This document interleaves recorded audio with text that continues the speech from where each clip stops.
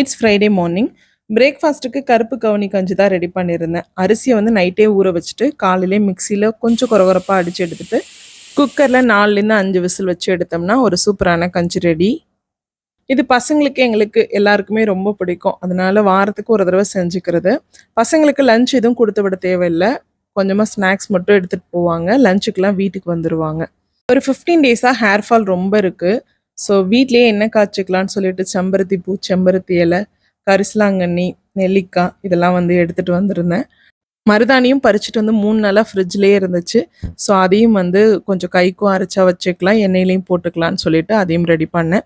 எங்கள் வில்லேஜ்லலாம் இந்த மருதாணி செடியில் இருக்கிற காயை எடுத்து நம்ம சாம்பிராணி புகை போடும்போது போடுவாங்க. ரொம்ப மணமாக நல்லா இருக்கும். இது எல்லாத்தையுமே அரைச்சிட்டு இது மாதிரி நம்ம தட்டிட்டு நிழல்ல ஒரு 4லேருந்து 5 நாள் வந்து காய வச்சுட்டு எண்ணெயை காய்ச்சி போட்டுக்கலாம். ஹேர் ஃபால் கொஞ்சம் குறையும்.